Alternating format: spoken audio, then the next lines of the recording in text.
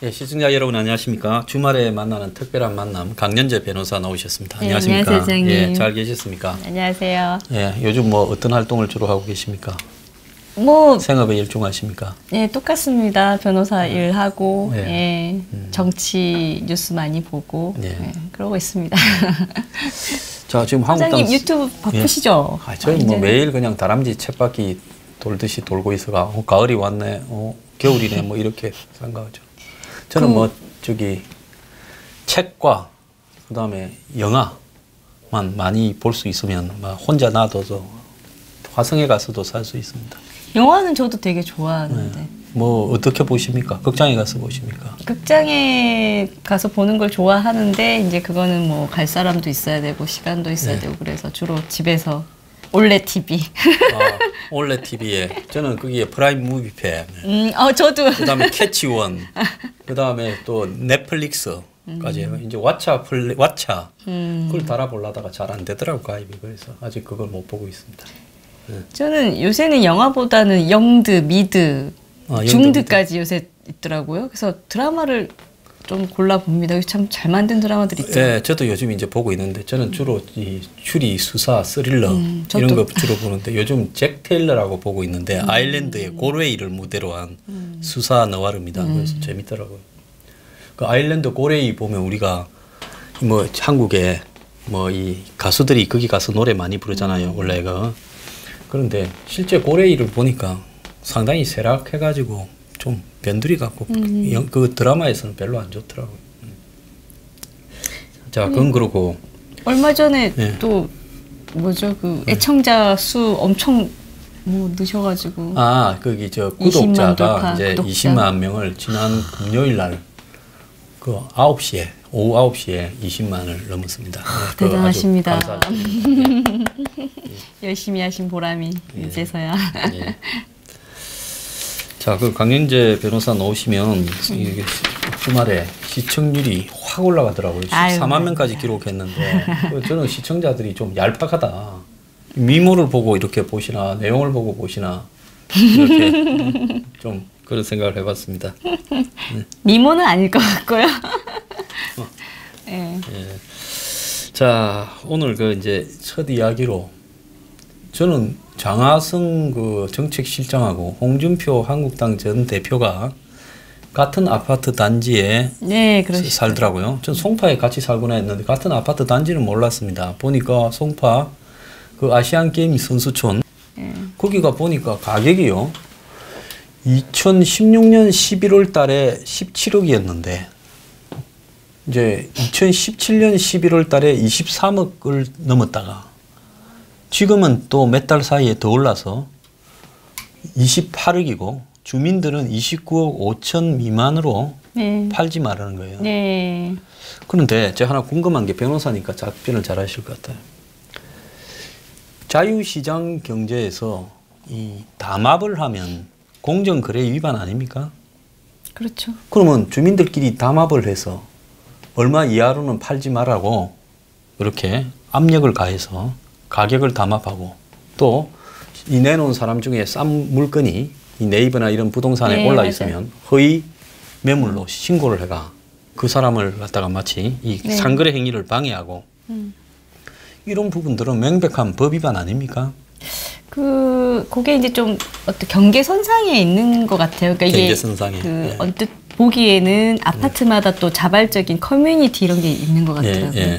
그런 커뮤니티의 장 안에서 계속 이제 은연중에 서로 간에 그렇게 합의를 계속 보게끔 분위기를 유도하시는 분이 있고 거기에 또 다른 분들도 뭐 집값 올라가서 싫은 사람은 없으니까 이제 다 같이 자연스럽게 그 가격 형성을 자꾸 해나가는. 근데 그런 정도면은 좀 애매한데 그걸 또 넘어서는 분들이 또 계세요. 지금 아까 말씀하신 대로 허위 매물도 아닌데 허위 매물 신고를 하고 막 이런 것들은 법 위반이 될 소지도 지금 있습니다. 그래서 뭐 정부 당국에서도 그 행위를 뭐 지금 집중 조사하고 또 심한 사람 처벌하겠다라고 하는데 뭐 그래도 요즘은 또 그것도 있어요. 그 사는 사람들의 담합 그래가지고 얼마 이상으로 막 호가 계속 부르는 거는 끝까지 사지 말자. 지금 사면 안 된다. 이런 또 매수자들 간에 배수 의사가 있는 분들 간에 또 뭐 의사를 또 그렇게 하는 것도 있고 뭐 하여튼 너무 집값이 요지부동이고요. 정말 집 없는 사람은 하루하루 뉴스 볼 때마다 엄청난 상실감에 살고 있죠. 월급 받아봐야 몇 년을 모아도 사실 1억이 될까 말까인데 가만히 앉아서 1년, 2년 사이에 1억, 2억이 생겨버리니까 이거 상실감이 상당히 클 수밖에 없을 것 같습니다. 파는 사람이 만약에 가격을 갖다가 이렇게 담합을 한다면 그거는 공정거래위원회가 그 담합했다고 그 과징금을 부과하잖아요. 물건 가격을 네네. 담합하면 네네. 기업들이 기업이죠. 네, 기업. 그러면 만약에 뭐 전국의 갈비탕집 주인들이 갈비탕을 15,000원 이하로 팔지 말라고 담합하면 공정거래위원회가 개입을 할 겁니다. 네네. 그러면 개인이 아파트를 자기 마음대로 파는 거지 그거를 얼마 이상 팔지 말라고 하고 파는 사람에 대한 이런 유무형의 심리적인 압박이나 그런 심리적 폭행을 가한다면 그것도 정부가 그렇죠. 제가 볼 때 이렇게 기업들과 마찬가지로 공정거래법 위반 소지가 충분히 있다 보여요. 장하성 아파트에 시세는 28억인데 주민들이 29억 5천 이하로 팔지 말라고 한다는 그럼 장하성 아파트에 대해서는 장하성이가 왜 수사를 공정거래위원회를 지시해서 내 아파트에 담합행위가 벌어지고 있으니까 조사하라고 말하지 않고 침묵을 할까요? 아니 저는 장하성 실장님이 지금 이 우리나라 경제 이 상황에서 중요한 경제 정책 청와대 실장을 맡고 계신 게 맞는 건가라는 의문이 계속 듭니다. 왜냐하면 최저임금에 대해서도 본인 자체가 너무나 이해관계가 단 한 번도 없었던 그런 삶을 사셨던 것 같고 게다가 또 지난번에도 말씀드렸지만 주식 부자라는 게요.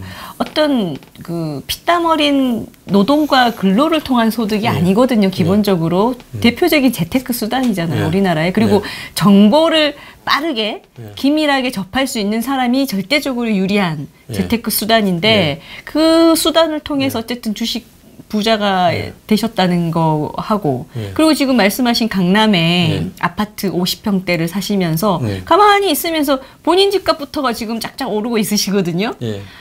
이게 자신의 어떤 인생의 과정이나 사정이나 그 경험과 지금 본인이 해결해야 될 문제가 사실은 정반대의 입장에 지금 있으니까 아무래도 우리 인지상정 아닙니까? 경제실장 자리 뭐 평생 할 거 아니시잖아요. 어차피 때가 되면은 물러나실 건데 그러고 났을 때 남는 건 본인의 주식, 많이 오른 집값 뭐 이런 것들일 거 아니에요. 그게 싫은 사람이 있겠습니까? 나 집값 올라서 너무너무 싫다 그러고 장하성 실장님이 가격을 팍 낮춰서 그 집을 팔거나 그럴 일 없지 않습니까? 그러니까 참 좀 자괴감이 드는 거죠. 그분이라는 존재 자체에 대해서. 그래서 이렇게 너무 좀 방만이 보는 거 아닌가 이런 의심이 들 수밖에 없는 거죠.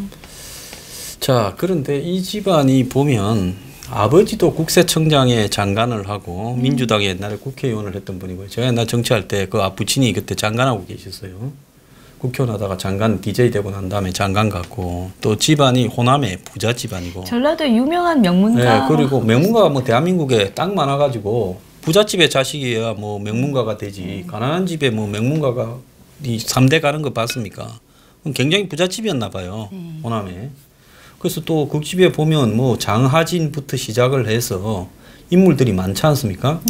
장하준도 있고 그 집안이에요. 그래서 이렇게 집안에 유명한 이런 사람들이 다 이렇게 포진해가 있는 집안에 본인도 보면 대기업 주식만 52억? 네. 옛날에 보면 참여연대할 때 소액주주 운동 한다면서 대기업 주식 샀잖아요. 네. 근데 그 주식이 그때 한 20년 전에 샀을 건데 지금은 엄청 올랐겠네요. 아마 이번에 정책실장 되시고 나서 그 고위직 공무원 재산 신고 그때쯤에 나왔던 가액이 한 50몇 억이었으니까요. 52억인가 그랬죠 그때. 네, 근데 그때도 사실은 논란이 됐는데 이분이 만약에 장관 자리를 갔다면 그 청문회에서 굉장히 심하게 더 이슈가 되셨을 텐데 뭐 어쨌든 간에 청와대 실장으로 가셨기 때문에 그게 많이는 안 떴습니다. 근데 그때도 상당한 논란은 있었어요. 본인이 해온 게 참여연대라는 곳에서 그렇게 그 공정 경제 얘기하고 대기업이 어떤 경제를 망치는 그런 핵심 의제인 것처럼 그렇게 해왔는데 본인은 정작 뭐 주식 얼마나 많은 기업들하고 교류가 있었을 것이며 주로 기업 상대로 하는 그런 참여연대 활동을 하셨으니까 그때 당시 정보를 가지고 주식을 사신 건가 막 이런 의심까지 들고. 그래서 그때 밑에 주식으로만 굉장히 그렇게 장하성의 똘마니 역할, 뭐 네. 똘마니라면 듣기 싫으니까 좀 정정해서 오른팔 역할을 했던 김기식이가 금감원장 될 때 시키려 했잖아요. 장하성이 네, 시키려 했겠지. 둘이가 나란히 했으면 볼만했을 건데 그 김기식이가 돈에 관해서 했던 내용들을 보면 약점 잡은 데 대해서 어찌 했는가가 여실히 나왔잖아요. 그래서 근데 이 사람이 투표를 했대요. 자르는데 그 여부를 묻는 네. 52명을 자르는 네. 한 절반쯤을 자르는 그 여부를 15일까지 투표하는데 그게 갑자기 올림픽 선수촌 아파트의 네. 경비원들이 최저임금 인상 때문에 네. 52명 가까이가 지금 감축돼서 해고되게 됐는데 네. 그 찬반 투표 거기에 장하성이 했다는 거예요. 그분도 거기 소유주시니까 투표를 하셨다는 거죠. 집 있는 사람은 안 돼요. 투표 내용은 알 수 없는 거죠. 그 단지에 홍준표 전 대표도 산다고요. 네, 그렇다고 하시죠. 그건 자기 집이잖아요. 옛날에 송파에 보궐선거 할 때 가서 하나 잡아놨을 건데 그때는 아마 그거 안 팔려갖고 거의 뭐 이 미달대였을 건데 잘 잡은 것 같아요. 그런데 홍대 그게 15일까지 투표한대요. 홍준표 대표 언제 한국에 옵니까? 오늘이죠. 오늘 토요일, 오늘 15일 토요일. 이 방송 찍는? 네, 아니죠. 나갈 땐가요? 그러니까 이 방송이 나가는 날. 네, 토요일이니까. 15일 날 옵니까? 그러면 15일 날 오면 15일 날까지 투표한다니까. 아마 귀국 시점이 저녁이실 거예요. 한 6시쯤. 미국에 전화 통화하면 받지요? 네, 카톡으로. 딴 사람 안 받아도 강영재 변호사가 전화하면 받을 것 같아. 뭐 이쁜 여자 변호사 싫어하는 사람 별로 없으니까 어쨌거나 전화를 하면 전화 받지 않겠습니까? 그러면 받으면 15일 날 와서 딴 데 가지 말고 이렇게 바로 아파트로 가서 투표부터 좀 하고 할 때 카메라를 달고 투표하는 모습을 좀 보여주라고 하십시오. 그러면 그게 굉장히 아마 정권에 던지는 메시지가 강할 거라고 봐요. 참 별 희한한 일들이 다 생깁니다. 그렇게 하실 거예요? 안 하실 거예요?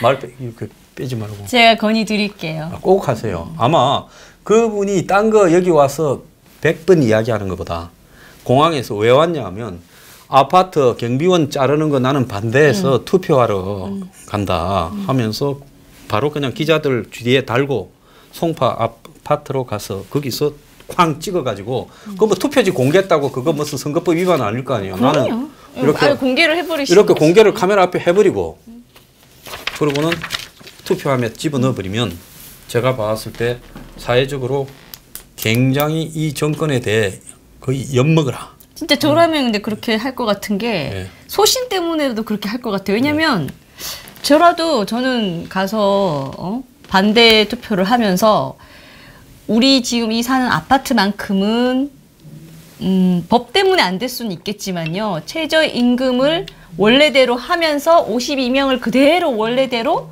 고용을 유지하는 그 방안을 찾자 내지는 그렇게 가자. 그래서 만약에 정부가 최저임금 어겼다고 뭐 처벌하거나 그런다고 하면은 내가 처벌되겠다. 또는 내가 책임지겠다. 고용을 유지하는 것이 중요하다. 중앙일보가 그 아파트의 경비원 5명하고 인터뷰를 했는데 우리는 월급 올라가는 거 바라지 않고 이걸 올해 경비원 자리를 하고 싶어 한다. 아니 문제는 월급을 올려놓고 사람을 자르니까 그렇죠. 그걸 누가 좋아하겠습니까? 당연히 안 되죠. 보니까 나는 경비원들이 얼추 70대인 분들이 하시는가 했는데 정년이 63년이고 63세고 2살 더 그냥 일을 할 수 있게 돼 있다는 거예요. 그러니까 65세가 넘으면 일도 못 해요. 그런데 실제로 집안에 가장인 사람도 많아가지고 그분들이 쫓겨나신 분들은 요즘 어디 가서 네, 경비원 자리를 구하기가 어렵다는 하늘의 별따기래요. 그것도. 그래서 전부 그냥 초조해하면서 그러는데 하도 여론이 지금 글로 쏠려 있으니까 장하성 씨 때문에 그래서 그 주민들이 이제 딜레마에 빠진 거예요. 만약에 이제 장하성 아파트에서 경비원 52명을 쫓아냈다 이러면 돈밖에 모르는 30억짜리 아파트 살면서 경비원 그 몇 푼 오르는 거를 올해는 뭔 돈으로 떼었는 줄 알아요? 13만 5천 원인가 지원해주는 일자리 지원금으로 주민들이 관리비를 더 안 내고 떼었대요. 그러면 장하성 아파트의 경비원을 올해 16.4% 오른 거를 국민들이 낸 세금을 가지고 30억 아파트에 사는 사람의 관리비 인상을 막아주는 쪽으로 했다. 그런 거는 진짜 영세 사업자. 그러니까요. 진짜 이 가게를 해가 하루 종일 식당을 열어놔도 얼마 안 팔리는 사람들을 위해서 써야지 일자리 지원금을 30억짜리 아파트에 뭔 일자리 지원금을 거기를 한 푼이라도 더 줄 수 있으면 더 줘야 되는 거죠. 예. 그러니까 이게 뭐 참. 근데 저는 예를 들어 결과가 찬성, 그러니까 이제 인원을 축소해서라도 이 최저임금은 도저히 우리가 감당할 수 없다라고 해서 인력 축소에 찬성으로 결정이 되더라도 일단은 그 주민 소유주들을 욕할 수는 없을 것 같아요. 응? 그런 딜레마에 빠지고 이런 투표를 할 수밖에 없는 이런 비극적인 일을 어떻게 보면 비극적인 일, 누구도 하기 싫은 이런 일에 처하게 만든 사람이 그 아파트 살고 계신 거 아니에요. 그리고 기본적으로는 정부의 책임이지 사실 이 소유주분들도 본인들의 사적 자치라는 게 있고 우리가 자유시장 경제고 본인들에게 주어진 권리가 있으면 선택을 하는 건데 뭐 무조건 그분들이 비싼 아파트에 산다고 해서 뭐 저기 인력 감축을 찬성하면 안 되고 그건 다른 문제인 것 같아요. 오히려 그분들 중에는요.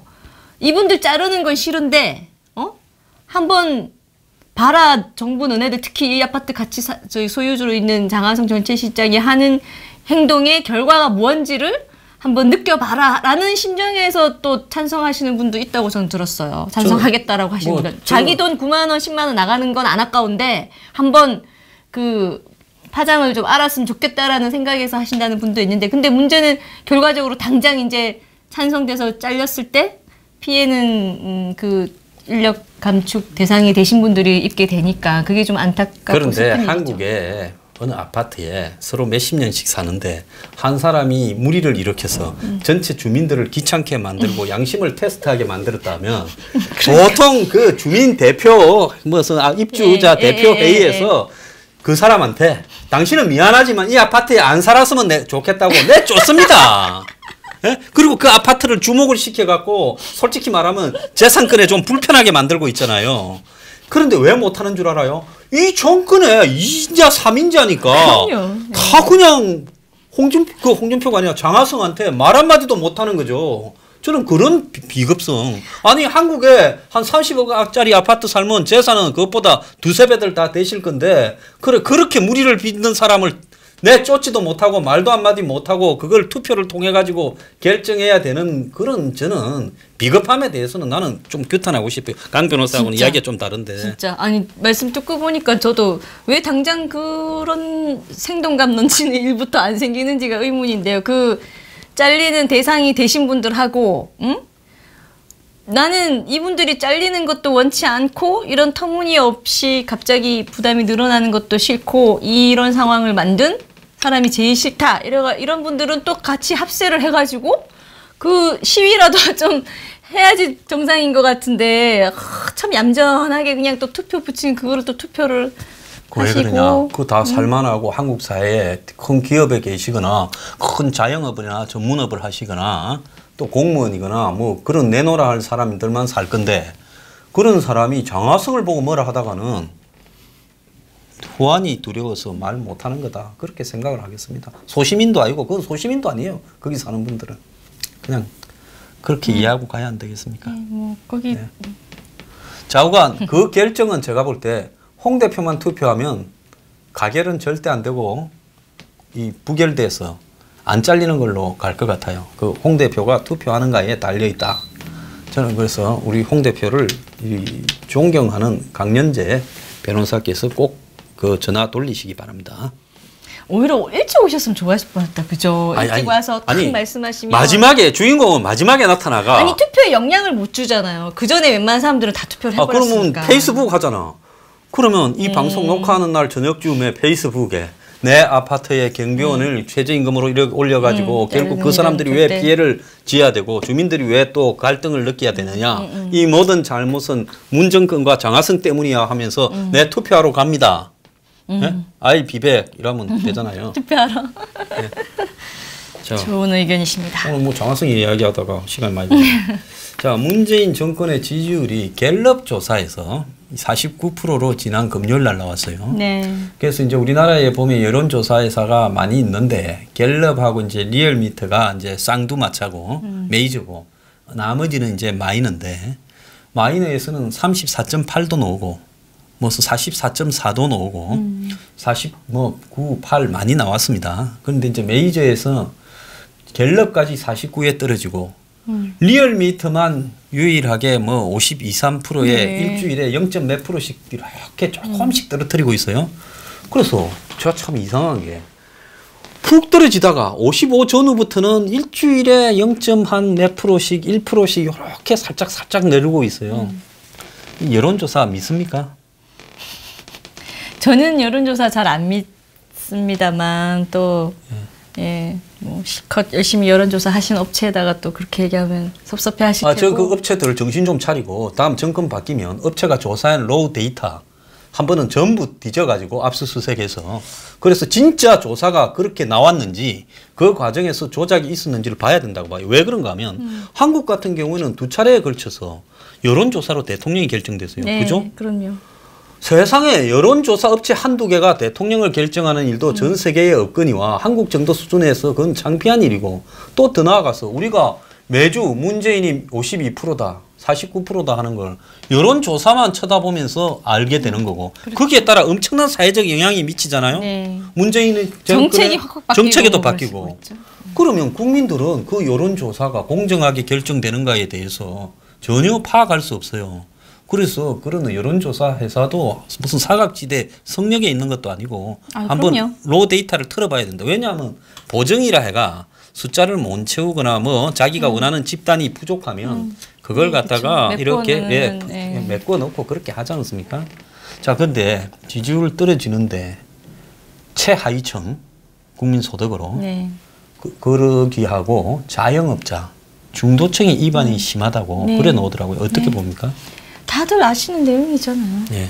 그래서 우리가 지금 상황이 참 희한한 게요. 뭐 사람이 잘 사는 뭐 나라 뭐 내 삶의 질이 달라지는 뭐 정책 어쩌고저쩌고 이렇게 얘기는 포장은 참 잘하고 있고 늘 뭐 서민 약자를 중심에 세우고 오히려 이제 강자 많이 가진 사람들 것을 좀 강제로 나누게 하는 그런 식으로 해서 약자를 좀 올려주고 지켜주는 그런 걸 수없이 얘기했던 현 정부와 지금의 문재인 대통령과 모든 그 정책의 방향성이 오히려 정반대로 가고 있는데도 불구하고 저는 지금 이미 알고 있다고 생각해요. 저는 알고 있고 속으로 굉장히 두려워하고 있을 것 같다는 생각도 드는데 이거를 바꾸지를 못하는 이유가 과연 무엇일까? 좀 다른 정치, 다른 나라 만들어 보겠다고 하지 않았어요. 그리고 대통령이 돼서도 뭐 항상 귀를 열어놓고 국민과 소통하고 다 지금 반대로 가고 있는데 그걸 멈추지도 못하고 또 다시 방향을 좀 틀어서 하거나 이러지도 못하고 있는 이 정부가 저는 좀 이해가 안 돼요. 정말 그 대통령 되기 전에 했던 모든 말들은 또다시 거짓말이었나 새빨간 거짓말이었나 대통령 되기 위해 하는 말 다르고 되고 나서 하는 행동이 다른 거 이거 우리가 국민들이 너무나 질려하는 일 아니에요? 사실? 근데 맨날 자기들은 촛불 대혁명 뭐 촛불 정부 촛불 혁명으로 탄생한 정부 촛불이 자기들의 문재인 정부를 탄생시키기 위해 촛불을 든 건지는 저는 아니라고 봅니다만 아무튼 그렇게 주장을 하는데 과연 우리가 이런 똑같은 거 어떻게 보면은 더 심각하고 더 고집과 아집 한 명의 대통령이라는 1인이 제왕적 권력을 가지고 있으면서 다 모든 객관적인 수치나 전문가나 이 현실 상황이라는 게 이거는 다 거짓말이 있을 수가 없는데 이런 것들이 다 말을 해주고 있는데도 철저히 귀를 막고 눈을 딱 막고 고집과 아집 하나로 한 명이 이렇게 대한민국을 무너뜨리고 수많은 자영업자, 수많은 하층민들, 하위 근로자들, 일용직 근로자들, 알바생들 이런 분들을 다 이렇게 고통 속에 빠지게 하는 것이 이게 저는 정말 자유민주주의 나라 맞나라는 의문이 들어요. 이게 뭔가 제동장치가 있어야 돼요. 여전히 여전히 대통령의 제왕적 권력 제동자치 없는 거를 우리가 지금 또 겪고 있는 거거든요. 그거는 아무것도 나아진 게 없고 지금 최악으로 가고 있는 건데 대통령 선거를 다시 할 수도 없고 이거 정말. 그거는 프랑스 혁명이 일어나고 난 다음에 혁명 세력 밑에서 큰 나폴레옹이 또 혁명을 한다면서 자기가 황제가 돼버린 거하고 똑같은 거죠. 그렇죠. 그리고 또 혁명을 일으킬 때 1798년입니까? 프랑스 대혁명 때. 혁명을 앞장섰던 사람들은 귀족들이에요. 그럼 깨인 귀족들. 근데 깨인 귀족들이 수차례 서로 죽고 죽이는 혁명을 계속 벌였는데 한 2,000명이 그 프랑스 파리에 그 광장에서 이렇게 목이 달아났대요. 루브르 박물관 옆에 그 광장 있지 않습니까? 이렇게 첨탑 있는 네. 그 광장에서. 그런데 결국은 그 혁명 끝에 이 진짜 가난한 사람은 파리 꼬민이라고 자기들이 혁명을 해가 이렇게 이 노동자라든지 네. 서민들이 따로 했잖아요. 왜? 쏘갔다고. 그러니까 지금 좌파 진영에서 나오는 이야기가 오리지널 좌파 진영에서 문재인 정권은 금수저까지는 못 되지만 대다수가 은수저 정권인데 네. 상위 10% 이상에 들어가는 그런 사람이 마치 낮은 우리들을 위해서 뭘 한다고 판을 벌리더만 지금 이 정권 들어와서 진짜 자기들 좌파들이 봤을 때 개혁과 변화, 혁명은 하나도 안 하고 문거적 되면서 무슨 규제 완화니 재벌들 위한 거나 하면서 지금 시간 다 끌어버리고 이렇게 자기들을 위해서 하는 건 하나도 없다. 또 우리는 우리대로 저 사람들한테 사기당했다. 그러니까 실질적으로도 사기당했고 그다음에 좌파의 극단적인 어떤 이념적 정파에서도 사기당했다고 하고 있고 그래서 이거는 혁명이라고 부를 수 없는 한마디로 집권을 위한 수단일 뿐이었다. 이렇게 지금 해석이 되는 것 같아요. 자, 그런데 이 정권이 지금 18일부터 20일, 그러니까 20일이 18일부터 20일, 그러니까 다음 주 목요일 날 북한에 갔다 와요. 그러면 금요일 날 저녁부터 뭐 사실 추석 연휴 아닙니까? 그러면 추석 연휴를 앞두고 북한에 갔다 와가지고 또 한번 이렇게 이벤트를 이런 걸 북한과 합의하고 왔다 해가 추석 민심 뭐 밥상머리 민심에 영향을 미친다 이러는데 그렇게 한다고 이 정권의 지지율이 좀 올라갈 거라고 보십니까? 그 우리나라 국민들께서는 그 지지나 응원도 잘해주시고 뭐 잘된 일에 박수도 치고 열광도 하고 이런 것도 잘하시지만 또 실망이라든지 실증을 느끼거나 또 돌아서면 또 금방 돌아서시는 분들이에요. 그리고 같은 걸로 2번, 3번씩 써먹을 수 있는, 속일 수 있는 그런 분들은 저는 아니라고 보여져요. 지금까지 우리 국민들 정서를 어떻게 좀 보면은, 뭐 저도 그렇지만. 근데 북한 문제는요, 이제 저는 그렇게 생각해요. 우리 국민들께서도 워낙 똑똑하시고, 그리고 북한 문제는 대한민국의 정말 중요한 미래 체제 문제까지도 되는 거라서 굉장히 그 불안해하시고 또 조심해하면서 관심 있게 보시는 분들이 참 많다고 생각하는데 북한 문제는 이제 비핵화로 가기 위한 북한의 구체적인 의무와 그 계획 그리고 그것이 담보되는 가시적이고 보이는 것, 검증되는 것 그런 것들로 나아가지 않는 한 그거 없이 계속 뭔가 화해의 분위기, 평화의 분위기, 뭐 서로 껴안는 거, 뭐 행사하는 거, 공연하는 거 이런 걸로는 더 이상 우리 국민들께서 응원을 보낸다기보다는 오히려 이제 그걸 보면 아 그래 이제 그거는 충분히 알겠는데 그 다음 뭐야? 비핵화를 한다는 거야, 안 한다는 거야, 언제 한다는 거야, 어떻게 하겠다는 거야? 이걸로 보기 시작할 거라고 저는 생각을 해요. 이미 그런 시선들이 많고 알겠어 뭐 평화 좋지 서로 껴안고 하는 것도 좋고 자주 보는 것도 좋은데 북한에다 우리는 뭔가 계속 해준다 그러고 비무장지대도 열고 확성기는 이미 철거했고 이런 것들을 다 하고 있는데 북한은 이제 뭐가 비핵화를 위한 뭐가 나와야 되는 거고 우리 정부가 이제 그걸 이끌어내야 되는 거 아니야? 언제까지 계속 공연하고 행사하고 같이 경기하고 감성 얘기만 할래? 이런 의문을 우리 국민들이 가지지 않을까요? 공연 말씀 잘하셨는데 공연장에 혹시 가본 적 좀 있어요? 저는 안 가봤습니다. 한 번도 안 갔어요? 아 다른 여름 공연장 같은 아니 거요? 공연장 뭐 가수들 공연. 아 그건 가봤죠. 보통 언제예요? 공연이? 공연이요? 예, 하는 시간이 저녁에 하죠. 한 7시 반이나 네, 이쯤 하죠. 공연들이죠. 가기 전에 밥을 먹고 갑니까? 밥 안 먹고 가죠. 그러니까 내가 말이 공연장에 가면 박수 치고 막 이러고 이러지 않습니까? 간단히 먹고 가서 놀고 오는. 그런데 밥을 안 먹고 공연장에 가 배가 고픈 상태에서 꼬르륵한 상태에서 공연장에 가면 공연이 재미있을까요? 재미없을까요? 네?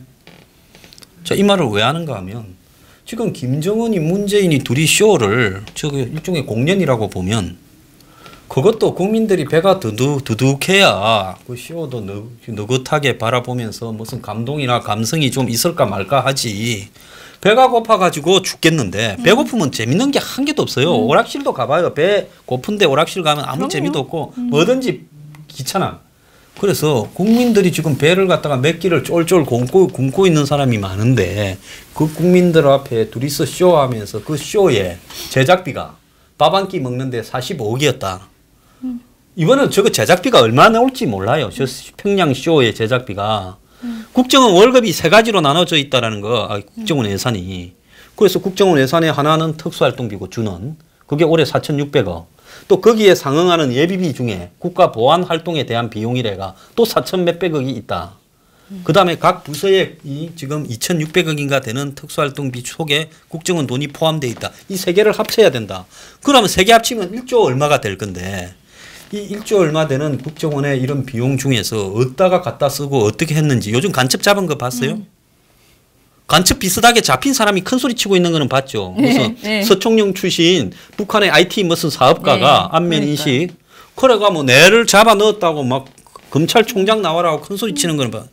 그럼 간첩도 안 잡는 국정원이 1조 원을 어디다가 써버리는지 국민들이 알 수도 없어요. 예산 자체를 갖다가. 아니 저는요 사실 국회가 그 정말로 이제 눈에 이제 불을 켜고 일을 한다면 지금 북한하고의 관계에서 우리 공동 경기한 것만 해도 지금 여러 건이 있어요. 뭐 아시안 게임에도 그랬고 그 외적인 걸로도 많았죠. 지금 많이 하고 있고 각종 행사들 뭐 민간 단체의 교류라는 이름으로 지금 창원에서 사격도 하잖아요. 그런 것들 계속 하고 있는데 그것도 숨 쉬는 것도 돈이 없으면 안 돼요. 아마 잘 아시겠지만 그 모든 행사들 양북이 같이 하는 행사들 교류에 돈이 누구 돈이 어떻게 쓰여지는가를 정말 낱낱이 누가 좀 정리를 조사를 해가지고 자료를 딱 받아가지고 검증해가지고 좀 수치로 팩트로 언제 있었던 건 뭐는 누가 얼마를 썼고 이렇게 좀 정리를 해서 좀 알려줬으면 좋겠어요. 국민들께 우리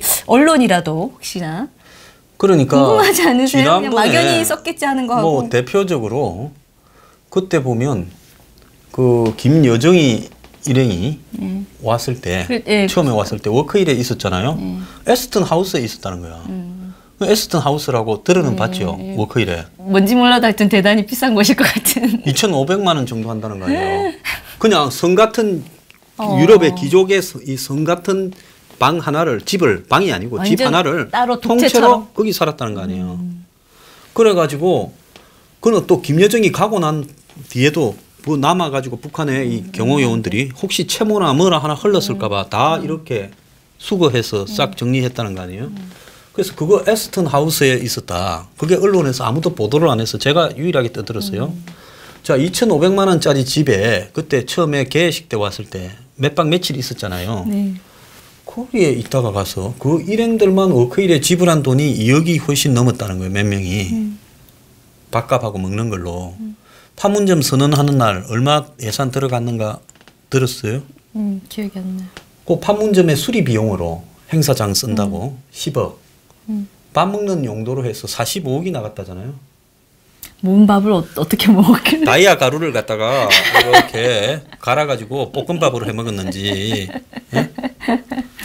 그래서 이 움직였다 하면 돈이 그냥 이 모범 택시보다 더 비싼 게 우버 택시더만요. 예? 그러니까 우버 택시만큼 움직였다 하면 돈이 착착착착 올라가는 그런 지금 일을 하고 있는데 거기에 돈을 다 갖다 쓰고 있는데 이 정권이 북한하고 또 완전히 평화를 이루었습니다. 비핵화가 어쩌고 저쩌고 얻어냈습니다. 이렇게 군축을 하기로 했습니다 하고 그걸 갖다가 국민 앞에 추석 연휴 전날 그걸 밝힌다고 지지율 올라갈 거라고 봅니까?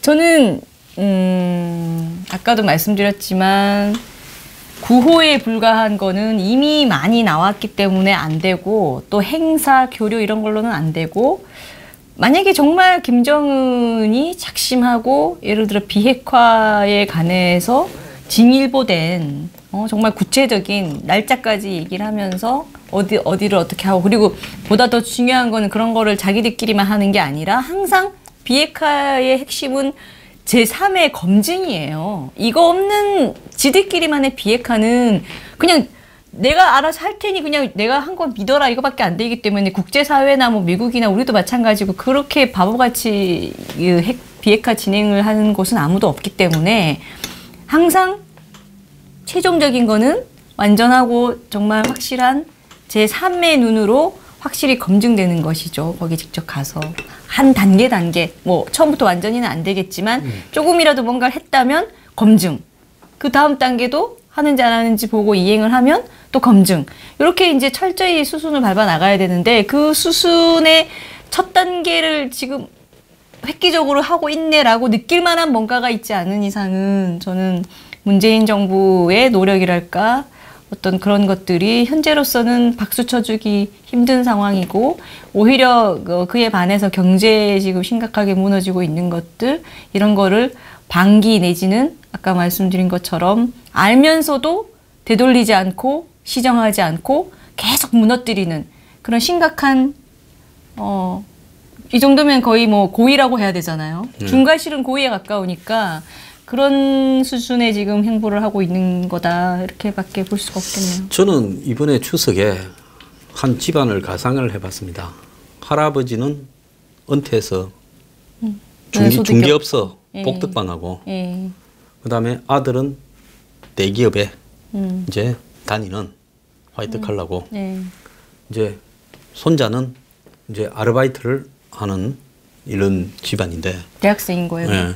그럼 손자는 손자대로 아르바이트 자리가 없어져서 요즘 면접에서 자리 구하기가 하늘의 별따기라서 아르바이트를 할 수 없다. 아버지는 회사에서 주 52시간으로 월급이 한 100만 원쯤 깎이고 돈도 없어서 집에 일찍 오면 월급은 줄었고 집에 일찍 오면 바가지만 꺾이고 엄마한테 이놈 화상아 월급이 100만 원이나 줄어들었는데 이거 어디다 쓰노. 할아버지는 부동산 가격은 폭등한다는데 거래는 없어가지고 예? 거래는 안 되고 아예 그래서 복덕방도 이렇게 문을 개점 휴업 상태고 그러면 그렇게 3대가 모여서 무슨 욕을 할 건가. 텔레비에 문재인 나오면 무슨 욕을 할 건가. 그래서 북한에 뭐 가서 와서 어떻고가 통하겠는가. 추석이 아마 제가 볼 때 추석이라는 거는 돈이 좀 있고 하면 가족 화목합니다. 자 받아라 한 100만 원 다 받아라 50만 원 이래 나눠주면 오고 가는 현금 속에 가족애가 다시 확인되는 건데 주는 사람도 기분 좋고 받는 사람도 추석이 좋고. 이거 크리다 추석이 오는데 그러게요. 돈은 없고 그러면 마음이 더 무겁기만 마음이 하죠. 무겁고요. 네, 그렇죠. 그래서 추석에 득표할 거라고 생각하는 문정권 이렇게 계몽 좀 하기 바랍니다.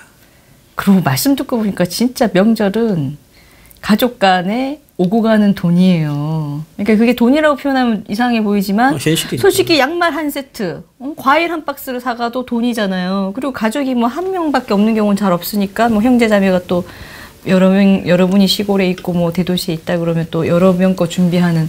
근데 원래는 그렇게 준비해서 사는 것도 기쁘고 그렇게 해서 주는 것도 참 뿌듯해지고 그렇게 이제 좋은 시간이 되는 건데 그런 경제적인 부분이 힘들어지면은 가는 사람도 준비 못한 사람은 마음이 굉장히 아프고 불편하고 눈치 보이고 참 가족끼리 서로 그렇게 되는 건데 그래서 명절에는 아무래도 그 경제 부분이 가장 화두가 되지 않을까 싶어요. 우리 이제 앞으로 뭐 먹고 사나 그리고 뭐 진짜 이게 어떻게 되려고 하나 뭐 이런 것들이 걱정들이 많이 오가지 않을까. 물가도 지금 많이 비싸졌어요. 비싸져서 추석 밥상이나 제사상부터가 좀 영향이 있을 것 같아요. 자, 욕들을 먹을 일만 남은 것 같습니다. 자, 추석 때 좋은 이야기를 해야 되는데 우울한 이야기를 해서 죄송합니다. 1부 마치도록 하겠습니다. 감사합니다.